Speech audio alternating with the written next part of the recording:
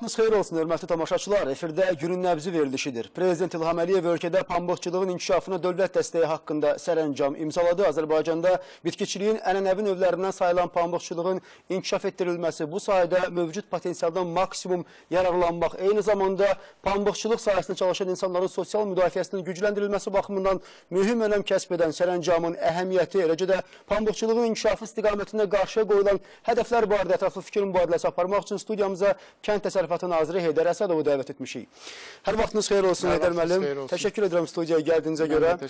Cənab Nazir, Prezident İlham Əliyev bütün regionlara səfərində pambıqçılığın inkişafını prioritet vəzifə kimi qarşıya qoyur və dövlət başçısının toxunduğu bir mühüm məqam var ki, biz pambıqçılıqda əvvəlki şöhrəti, ənənəni geri qaytarmalıyıq. Əslində biz bu sərəncamla tanışıq olandan sonra və sərəncamdan irəli gələn vəzifələrlə tanışlıqdan sonra əminliklə söyləyə bilərək ki, bu sərəncamla məhz həmin ənənənin geri qaytarılması istiqamətinə atılan növbəti addımdır. Elədirmi? Bəli. İcazə verin, sualınızı cavablandırmaqla yanaşı siz də qeyd etdiniz. Bu ənənəvi məhsul növünün tarixi haqqında qısaca sizə bir məlumat verim.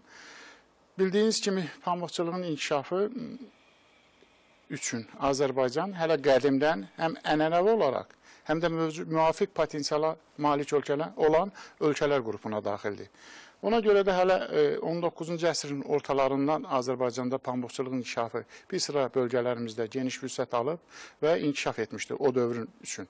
Və təbii ki, məhsuldarlığın aşağı olmasına baxmayaraq o dövrlərdə hələ 100 min hektara yaxın artıq pambıq sahəsi becərilirdi ki, və buradan da hardasa 64 min tona yaxın pambıq götürülürdü.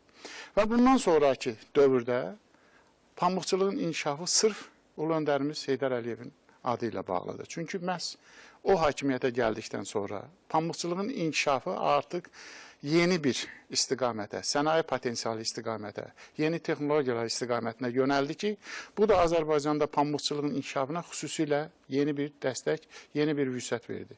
Və təsadüfi deyil ki, siz bilirsiniz, statistikaya görə bizim rəsmi statistikamıza əsasən 81-ci ildə ən pik dövrdə artıq Azərbaycanda 1 milyon tondan artıq pambıq istehsal olunurdu.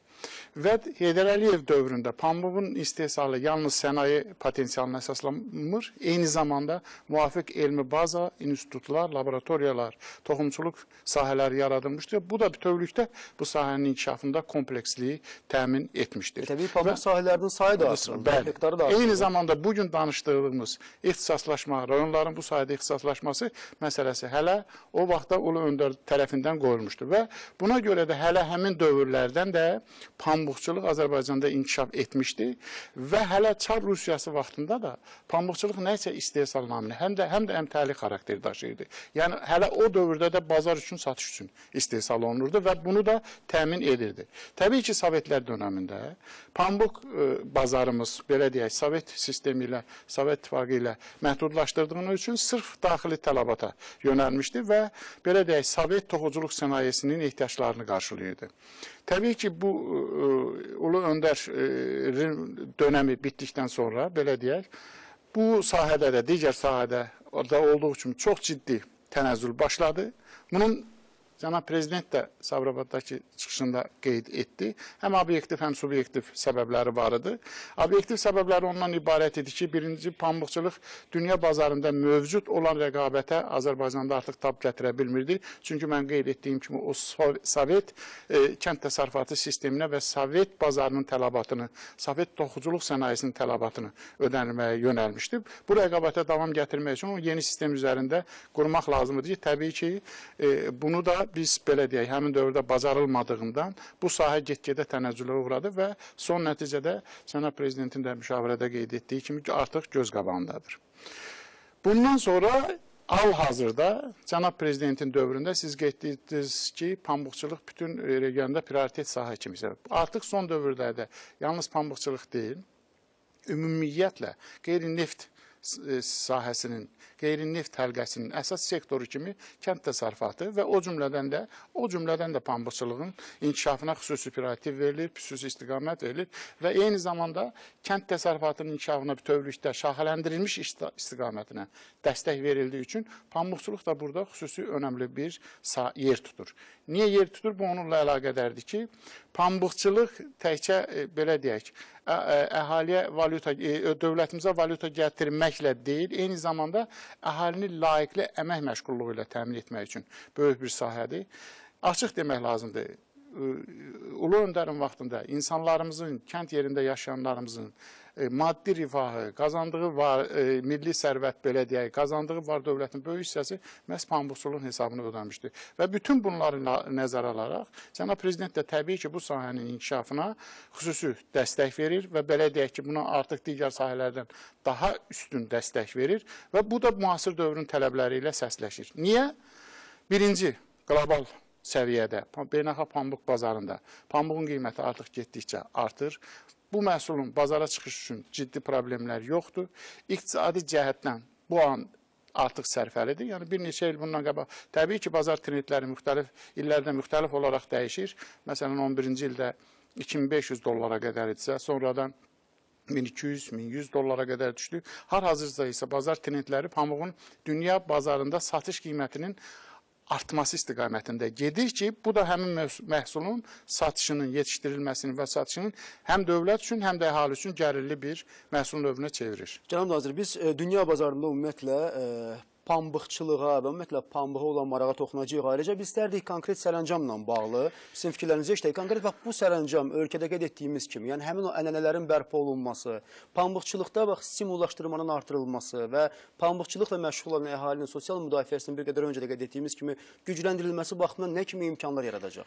Birinci, bu sərəncamın ilk dəfə olaraq sərəncam pambıq məhsuluna görə subsidiyanın verilməsinin son məhsula görə verilməsi mexanizmini nəzərdə tutur.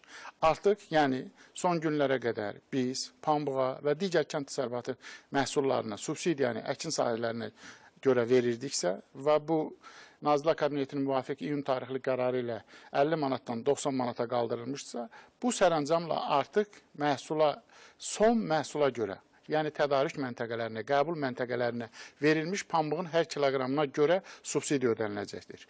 Bu birinci fərqləndirici xüsusiyyət. Bu məhsuldarlığa yol açır. Bəli.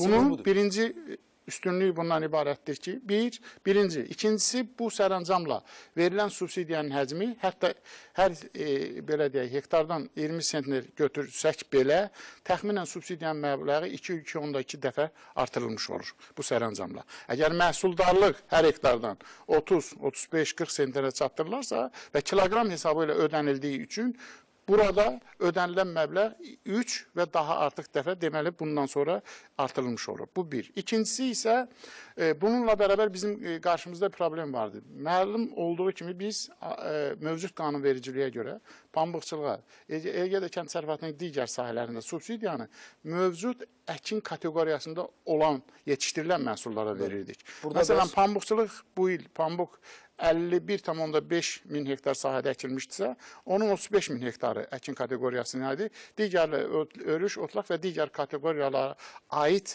əkin sahələridir və burada belə bir problem yaranırdı ki, biz əkin kateqoriyasına aid olan 35 min hektara subsidiya verə bilirdik, digər 15 min hektara isə verir. Amma son məhsula görə verilməsi və onun həcmini yenə qeyd edirəm, 2-3 dəfə qaldırılması həm o biri problemi həll edir, həm də rahatlıqla bütün əhalinin subsidiya, bu işlə məşğul olan insanların subsidiya almasına şərait yaradır. Bunun əhəmiyyətini siz qeyd etdiniz. Birinci, artıq pambıq o vaxt rentabel olur ki, bunun istehsalına çəkilən xərclərin müəyyən hissəsini ya maya dəyəri aşağı salmalıyıq, ya müəyyən hissəsini dövlət istehsal xərclərinin müəyyən hissəsinin ödənilməsini öz üzərinə götürür. Bu, son məhsula görə subsidiyanın verilməsi haradasa pambıq istehsalına çəkilən xərclərin onun məhsuldarlığından asılı olaraq 22-40 götürəndə 25-40% arasında hissəsini dövlət səviyyəsində qarşılanmasına gətirib çıxardır. Bu da təbii olaraq ki, bu məhsulu həm rentabel edir, həm rəqabətə davamlı edir, həm məşğul əhalinin gəlirlərinin artırılmasında müstəsna bir rol oynayacaqdır. Və bu təbii ki, bu sahədə həm də belə bir olan rəqabətə davamlı, daha gəlirli, rahat subsidiya alınan bir sahəyiz, təbii ki, stimullaşdırıcı rol oynayacaq və mən hesab edirəm ki, kənd təsərrüfatı məhsul istehsalçılarının bir çox hissəsi artıq bu sahəyə önəm verəcəkdir. Və çox önəmli məqamdır ki, bu sərəncam 2016-cı ildə ümumilikdə istehsal olunan və emal müəssisələrinin satılmış pambıqlara aid olunur. Yəni, mən qeyd etdiyim kimi, orada bizim problemlərimiz olduğu üçün Cənab Prezident bunu nəzərə aldı. Belə bir problemlərdə, yəni pambıq istehsalı ilə məşğul olan əhalinin hamısına bu subsidiyanı ödəmək üçün belə bir qərar verdi. Biz artıq açığını deyim ki, fürsətdən istifadə edib əhalinin pambıq məhsul istehsalçılarının nəzərinə çatdırım ki, biz subsidiyaların köhnə qaydada, yəni hektar hesabı ilə açılması üçün, maliyyələşmənin açılması üçün artıq Maliyyə Nazirliyinə sifariş vermişdik. Bu sifarişi biz bugündən, yəqin ki, sabahdan dayandıracağıq və yeni metodika ilə 15 gün ərzində qaydaları hazırlayaraq müvafiq qaydada onların hesabına köçürülməsini təmin edəcəyik. Yəni artıq bu il pambıq əkənlər bilsinlər ki, və onlara əkin hesabı ilə, əkinə görə deyil, son məhsula görə ödəniləcəkdir və sadəcə bunun ödənilməsi müəyyən 15-20 gün bu mexanizmi həyata keçirmək üçün vaxt tələb edir bu qaydaların hazırlanması. Mən xahiş edirəm, burada dözümlü olsunlar. Biz bunu tezliklə qaydasını hazırlayıb, Nazirlər Kabinetində təsdiq etdikdən sonra gələn ay ərzində onların hesabına köçürülməsini təmin edəcəyik. Heydər müəllim, ümumiyyətlə bu sərəncam nəzərə tutulan subsidiyaların miqdarını necə təsir göstərəcək? Mən dediyim kimi, demək, hesabladığımız qaydada pambığa biz sifarişimiz 3,3 milyon təşkil edirdi. Yeni qaydada isə sifarişimiz 10,3 milyon təşkil edəcəkdir. Mən qeyd etdiyim kimi, haradasa məhsuldarlığından asılı olaraq subsidiyanın fiks məbləği 2,2-3 dəfəyə yaxın artırılır. Və subsidiyaların verilməsində şəffaflığın təmin olunması məsələsi, bax bu necə nəzərə Bu artıq burada belə deyək, şəffaflıqdan çıxmaq biraz çətinləşir əksinə. Yəni artıq istehsal edilmiş bizim qaydalar bunun uyğun yazılacaqdır. İstehsal edilmiş pambıqlar müvafiq qaydada tədarük məntəqələrinə təhvil veriləcəklər. Tədarük məntəqələrinə təhvil verilən, təhvil alan və təhvil verən arasında bağlanan aktlar əsasında reyestr uçot aparılacaq və ona xüsusi Kənd Təsərrüfatı Nazirliyi tərəfindən yaradılan komissiyalar orada nəzarət ediləcək. O komissiyalar tərəfindən bağlanılmış, belə deyək, aktlar, yazılmış aktlar və bağlanmış müqavilələr reyestr qaydasında Ümumi Respublika bizim nazirlikdə fəaliyyət göstərən komissiya göndəriləcəkdir. Burada ciddi bir mexanizm çətinliyi yoxdur. Və yəqin ki, biz Kənd Təsərrüfatı Nazirliyinin saytında hər bir pambıq istehsalçısı üzrə və onun təhvil verdiyi və aldığı subsidiyanın həzmi haqqında hər bir ictimaiyyətə açıq adlarla hər bir rayon, kənd istehsalçının adı ilə məlumat veriləcəkdir ki, mən hesab etmirəm ki, burada negativ hallara yol verilməsi mümkün olsun. Və atılan addım eyni zamanda Cənab Prezidentin qarşıya qoyduğu növbəti tapşırıqlardan birinin həyata keçirilməsidir. Bu subsidiyaların regionlaşmasıdır. Bəli. Faktiki olaraq bu sərəncamda... Son məhsula görə Cənab Prezidentin, son məhsula görə subsidiya verilməsi sayəsində Cənab Prezidentin bizim qarşımızda qoyduğu vəzifələrdən birinin icrasıdır. Bu günlərdə eyni qayda barama istehsalçılar üçün də eyni sərəncam verilmişdir. Onun da mexanizmi bu günlərdə Nazirlər Kabinetinə təqdim ediləcəkdir və bu məhsul növü üzrə də subsidiyalar son məhsula görə veriləcəkdir. Bu istiqamətdə verdiyiniz suala görə bunu qeyd edirəm mən. Bu istiqamətdə birinci sərəncamlardan biri də süni mayalanma yolu ilə doğulmuş buzovların da son məhsula görə alınmış buzovun bir dənəsinə görə subsidiya müəyyən edilmişdir ki, belə deyək, burada da son məhsul hesab edilir. Bundan sonraki hədəflərimiz yaxın günlərdə tütün istehsalçıları üçün də subsidiyanın son məhsula görə verilməsidir. Eləcə də birinci, ikinci reproduksiyalı toxumların istehsalı üçün toxumçulara veriləcək subsidiyanın son məhsula görə verilməsi mexanizminin belə deyək, tətbiq olunmasıdır ki, artıq belə deyək, bu 4 qaydanın 4-ü də biri artıq təsdiq olunub, sərəncamla verilmiş və eyni zamanda baramaya aid olan sərəncamın icrası üzrə tələb olunan belə qaydaların icrası isə yaxın bir ay ərzində təmin olunacaq. Bir sözlə, subsidiyaların verilməsi prosesi aqrar sektorun bütün qollarını əhatə edəcək. Bu yenilik yalnız pambıqçılıq deyil, qeyd etdiyiniz sahələrdə baramaçılıq, toxumçuluq və süni mayalanma sisteminə əhatə edir. Yəni, əslində son məhsula görə subsidiya verilməsi dünya təcrübəsində də əsasən bu məhsulları əhatə edir. Yəni, bu məhsulların kənarında digər tərəvəz, bostan, o bir bitkilərə son məhsula görə subsidiya verilməsi qeyri-mümkündür. Çünki o tədarük məntəqələrinə verilmiş, bazardan birbaşa sahədən satış, bazardan satış olduğu üçün yalnız bu məhsul tədarük məntəqələrinə verilən məhsullar üzrə bu sistem tətbiq olunur. Əvvəllər bu sistemi tətbiq üçün müvafiq infrastrukturumuz olmadığı üçün müəyyən çətinliklərimiz var idi. Artıq bu çətinliklər də aradan qaldırılıb, tədarük məntəqələrimiz, onlarda uçot sisteminin qurulması mexanizmi hazırdır və onlar işləyir. Bu mexanizm, ona görə biz burada heç bir çətinliklə rastlaşmayacağıq. Və nə qədər təkrarlı olursa bir fikri xüsusilə qeyd etmək istərdim, Heydər müəllim. Bu əslinə qalanda fermerlərin də, eləcə də sahibkarların üzərinə konkret məsuliyyət qoyur. Yəni keyfiyyətli məhsul vermək.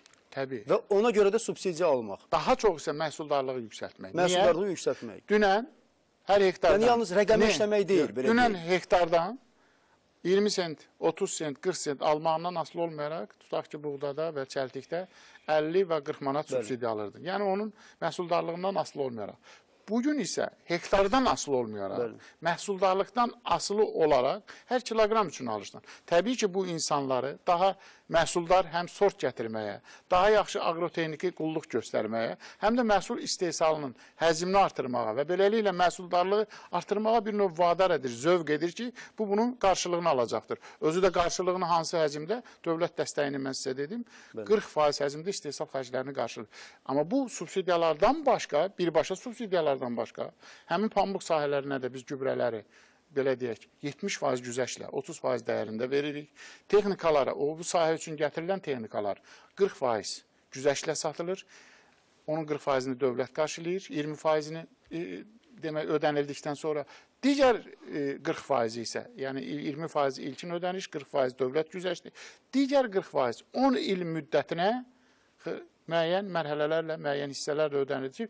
Bu da birbaşa məhsulun maya dəyərinin aşağı düşməsinə, o maya dəyərində təşkil edən elementlərin aşağı düşməsinə təsir göstərən amillərdir. Başqa sözlə, dövlətin əsas siyasəti məhsulun maya dəyərini aşağı salmaq, amma eyni zamanda verilən məhsula görə ödənişi artırmaqdır. Ki, bu da sosial müdafiədir ilk növbədə. Bəli. Vətəndaşın sosial müdafiəsi. Ümumiyyətlə, dünyada bu sahədə pambıqçılığın inkişaf etdirilməsi, onun dayanıqlığının təmin edilməsi üçün iki metoddan istifadə edilir. Asiya, Afrika ölkələri kimi qitələrində olan ölkələrdə əsasən ucuz işçi qüvvəsi, ucuz maşın mexanizmlərin tətbiqi və beləliklə də maya dəyərini aşağı salaraq rəqabətə davamlı məhsul yetişdirməklə bazara çıxmaq, inkişaf etmiş ölkələrdə isə dövlət dəstəyinin həcmini artırmaqla, dövlət dəstəyinin həcmini və güzəştlər etməklə həm istehsal xərclərinə, həm də yeni texnologiya gətirər, maya dəyərini aşağı salmaqla bu məhsulu rəqabətə davamlı məhsula çevirmək metodikası tətbiq olunur ki, bizim ölkədə də təbii ki, Amerikada, Çində, belə deyək, Türkiyədə ən böyük pambıq istehsalçılarını mən deyirəm, orada tətbiq olunan mexanizmlərə uyğunlaşdırılır. Özləri Heydər müəllim, burada bir məsələ də var. Onu da xüsusi olaraq qeyd etməliyik ki, torpaqdan səmərəli istifadə, hansı ki, cənab prezident dəfələrlə bu məsələni qaldırıb. Yəni, az torpaq sahəsindən bol məhsul götürmək. Bu eyni zamanda bu istiqamətdə görülmüş, atılmış addımlardan biridir. Məhsuldarlığa yönəlmiş, məhsuldarlığa hədəflənmiş hər hansı bir tədbir həm torpaqdan istifadəyə, həm məhsuldarlığı artırmağa, həm onun keyfiyyətini yaxşılaşdırmağa insanları bir növ sövq və məcbur edir. Bir sözlə, yəni müxtəlif sahələrdə kompleks addımları özündə ehtiva edir. Və Heydər müəllim, artıq pambıq yığımının qızğın vaxtı gedir. Bəli. Məhsuldarlıq necədir? Məhsul artıq bugün hələ ki əl üsulu ilə biz bu prosesə başlamışıq. Bir necə şirkətlərimiz başlayıb. Bugünkü tarixə artıq 3000 ton, bugünkü operativ məlumatlara əsasən 3000 ton pambıq artıq yığılmışdır. Sabah və digər günlər, o biri gündən etibarən bir sıra sahələrə maşınlar çıxarılacaqdır. Sabah mən rayonlarda olacam və gətirdiyimiz texnikaların sahələrə buraxılması prosesini təşkil edəcək və təbii ki, pambıq yığan maşınların və digər bu sahəyə xidmət edən kənd təsərrüfat texnikalarının buraxılışı, sabah dövrəyə qoşulması bu sahədə gündəlik istehsalı artımı təmin edəcəkdir. Bugünkü günə qədər 3000 ton. Bu proqramı necə? Yəni proqramdan geri qalmaq və yaxud da proqramı qabaqlamaq deməkdir. Yəni bu göstəricə qrafikimiz, hədəfimiz gündəlik qrafik hədəfi deyil. Hədəfimiz cənab prezidentin tapşırığına əsasən 100 min ton pambıq yığılmasıdır və biz bunu sahələrdə apardığımız monitorinqlərə görə biz bunun mövcudluğunu görürük. Sadəcə İşimiz bundan sonra cənab prezidentin də müşavirədə qeyd etdiyi kimi, tarixi müşavirədə qeyd etdiyi kimi, bizim işimiz bunları itkisiz, vaxtında yığıb tədarik məntəqələrinə verilməsini təmin etmək və bu işə dövlətin dəstəyini, hər tərəfli dəstəyini göstərməkdən ibarətdir ki, biz də bunun üzərində işləyirik, lazımi texnikalar gətirilib, zərurət olarsa mən bunun haqqında da... Nə qədər texnika gətirilib? Ümumiyyətlə, keçən ilin sonunda bu prosesə başlayarkən 5 milyon 700 manat, dolların manat ekvivalenti dəyərində biz texnika gətirmişdik. Amma bu il cənab prezidentin göstərişi və sərəncamları ilə bu sahəyə küllü miqdarda vəsait ayrıldı və biz bugünə bağlanılmış müqavilələr üzrə yalnız pambıqçılıq üçün 78 milyon dolların monet ekvivalenti miqdarında biz texnika gətirib planlaşdırırıq. Və bu texnikaların artıq böyük hissəsi daxil olub.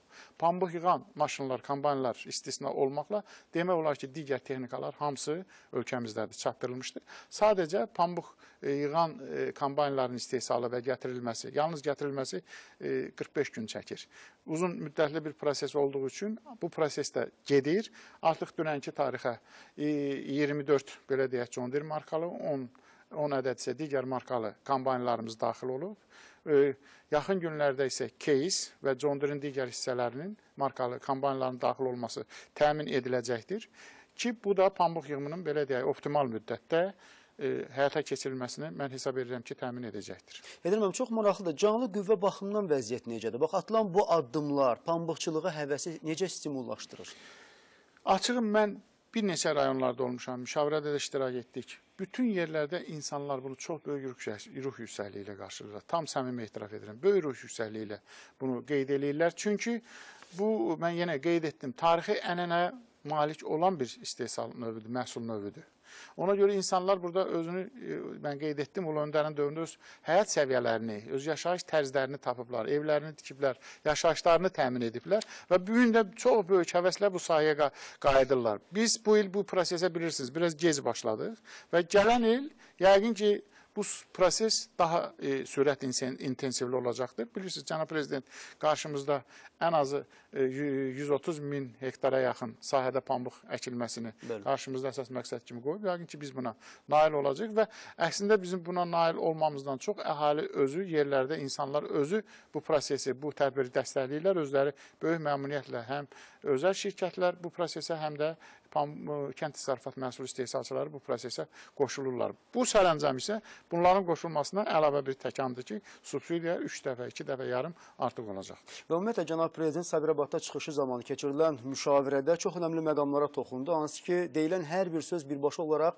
pambıqçılıqda həvəsi, stimulu daha da artırır. Məsələn, dövlət başçısının toxunduğu önəmli məsələlərdən birini istərdik prosəsləndirək. Yığılan pambığın pulu dərhal ödənilməlidir. Etiraf edək ki, bax, bizi izləyən elə pambıqçıları da, vətəndaşları da məhz bu amil maraqlanır. Bax, çox önəmli bir məsələdir. Yəni, Kənd Təsərrüfatı Nazirliyi pambıq tədarükçüləri ilə bu istiqamətdə nə kimi danışıqlar aparır? Kənd təsərrüfatı məhsulu istehsalının ən çətin həlqələrindən biri istehsal olunmuş məhsulun satışı, onun və dəyərinin alınmasıdır. Siz pambıqçılıqda da həmçinin. Eyni problem pambıqçılıqda da. Amma bu pambıqçılıq sahəsində biz artıq demək olar ki, müvafiq orqanlarla birlikdə, yalnız Kənd Təsərrüfatı Nazirliyini mən qeyd etmək istəməm, bu problemi həll etmişik.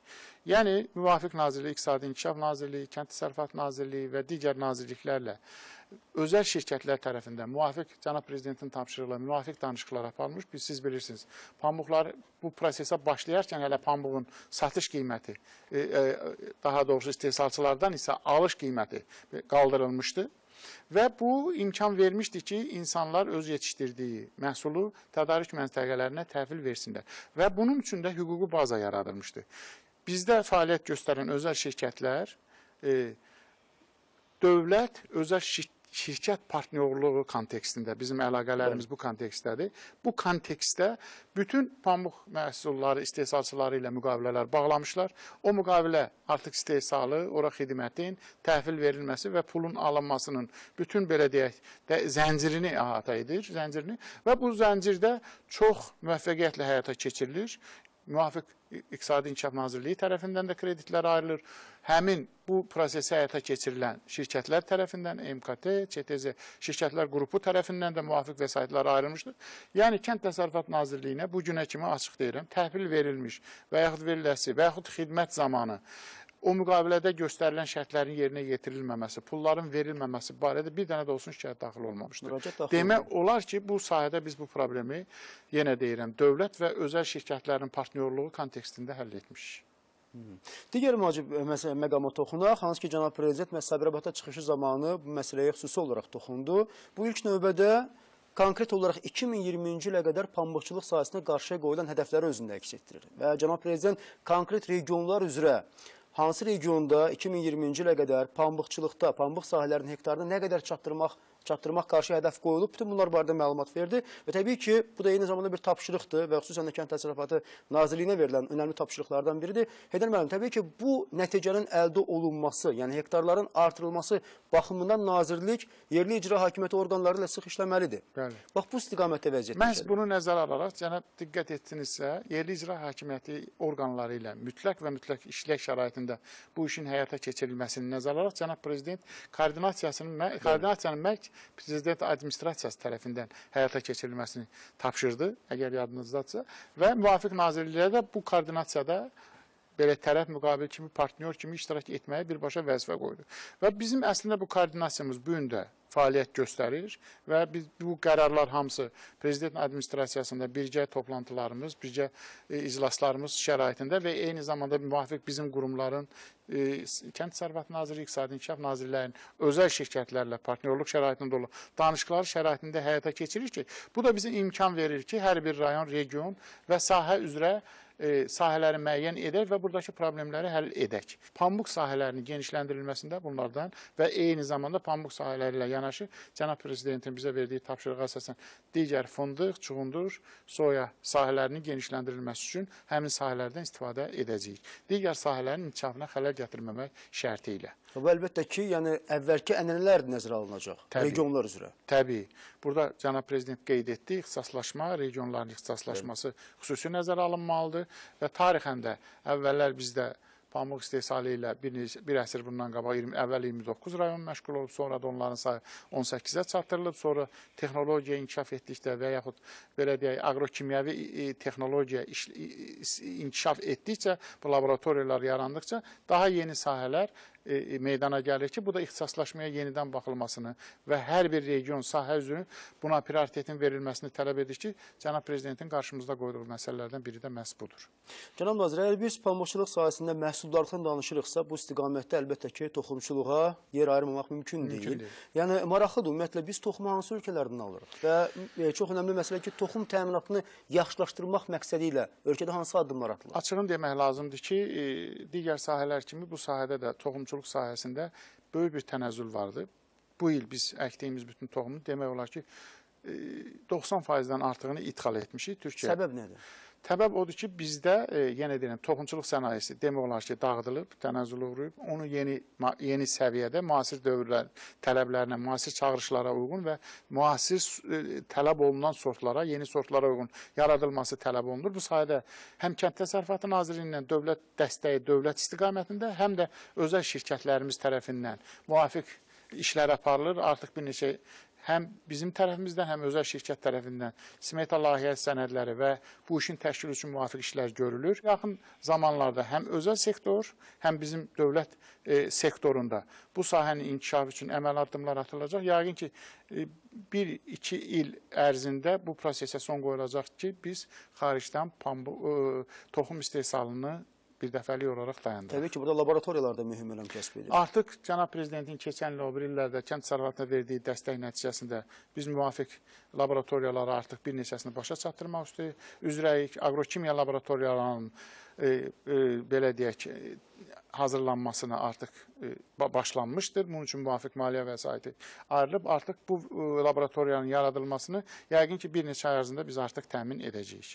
Və pambıqçılıqdan danışırıqsa, əlbəttə, emal müəssisələrini xüsusi olaraq qeyd etməliyik. İstərdik bir neçə kəlmə bu barədə sizin fikirlərinizi öyrəndik. Ümumiyyətlə, emal müəssisələrinin müasir texnologiya ilə təmin olunması və xüsusən də xaricə artıq pambıqdan aldığımız konkret məhsullarla çıxmaq baxımından, tanıtmaq baxımından nə kimi işlər görülür?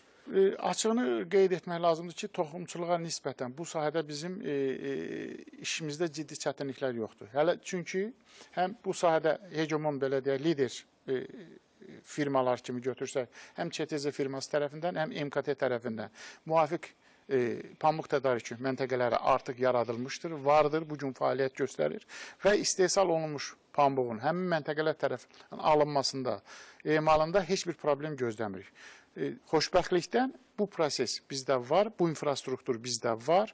Onlar özəl olaraq fəaliyyət göstərirlər, tarixən özəlləşdirilmiş, müvafiq infrastruktur yaradılmış məntəqələrdir və bugün də istehsal olunan pambıq çox rahatlıqla həmin məntəqələrə təhvil verilir.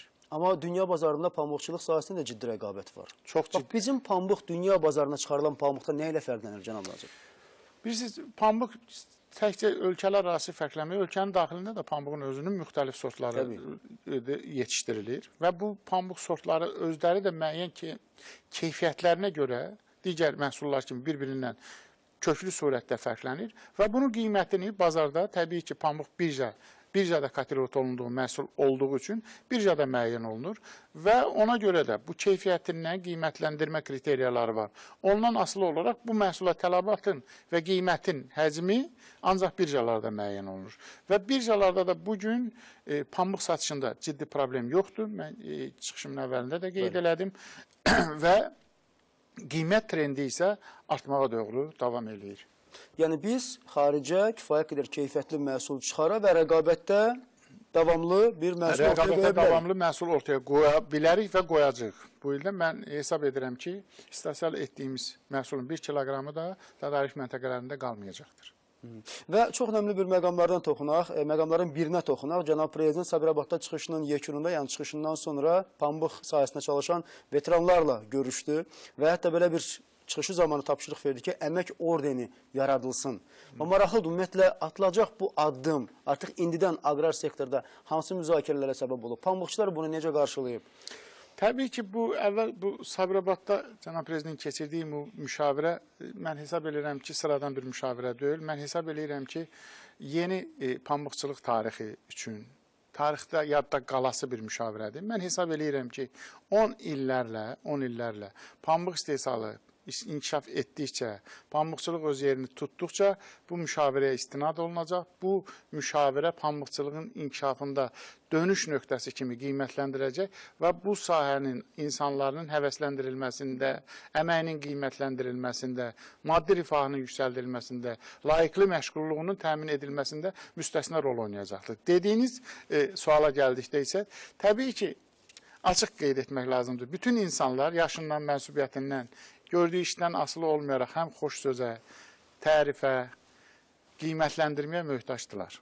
Və təbii ki, əməyin təkcə maddi yox, mənəvi qiymətləndirilməsi həmişə insanda xoş əhval-ruhiyyə stimul yaradır. Mən hesab edirəm ki, bu sahədə dediyimiz təltiflərin hazırlanması və təqdim olunması xüsusi stimullaşdırıcı rol oynayır. Dövlət başçısı bildirdi ki, ilk ordendə məhz pambıqçılığa verilməsi xüsusi bir əhəmiyyət daşıyacaqdır və mən hesab edirəm bu sahənin inkişafına bunun da böyük dəstəyi olacaqdır. Yenə qeyd etdiyim kimi, insanların yalnız maddi yox, həm də mənəvi tələbatı var. Onun da ödənilməsi stimullaşdırıcı baxımdan çox böyük əhəmiyyətə malikdir. Başqa sözlə çıxışımızın, yəni müsahibəmizin yekunu olaraq deyə bilərik ki, pambıqçılıqla məşğul olmaq, yəni vətəndaşa həm maddi rifahını yaxşılaşdırmaq, həm məşğulluğu artırmaq, həm də dövlətdə ixrac qabiliyyətini yüksəltmək, dövlətin valyuta gəlirlərini artırmaq, dayanıqlı bir sahə yaratmaq və yüz minlərlə insanı layiqli əməklə təmin etmək üçün xüsusi bir rol oynayacaqdır. Cənab nazir, təşəkkür edirəm studiyamıza gəldiniz və sorularımızı cavablandırdınız. Biz bugün ancaq pambıqçılıq haqqında danışdıq. Kənd təsərrüfatı bilirsiniz, çox şaxələndirilmiş inkişaf edir, diversifikasiya olunub bu sahə. Mən ümidvaram ki, yaxın günlərdə biz yenə görüşək və çünki cənab prezident bizim qarşımızda yalnız pambıqçılığın, kənd təsərrüfatının bir həlqəsi olaraq pambıqçılığı yox, digər sahələrin inkişafı üçün xüsusi hədəflər qoyub. Bu sahələrdə də bizim koordinasiyalı gördüyümüz işlər çoxdur. Mən məmnuniyyətlə növbəti görüşlərimizdə bu sahələr, orada görülən işlər, hədəflərimiz haqqında sizə geniş məlumat verərəm. Heydər müəllim, təşəkkür edirəm studiyamıza gəldiniz, suallarımızı cavablandırdınız. Əziz tamaşaçılar, bizim müsahibimiz Kənd Təsərrüfatı Naziri Heydər Əsədov idi və cənab nazirin qeyd etdiyi kimi biz bugün studiyada yalnız pambıqçılıqla bağlı fikir mübadiləsi apardıq, amma digər sektorlara da yenidən toxunacağıq. Odur ki, görüşmək ümidi ilə salamat qalın.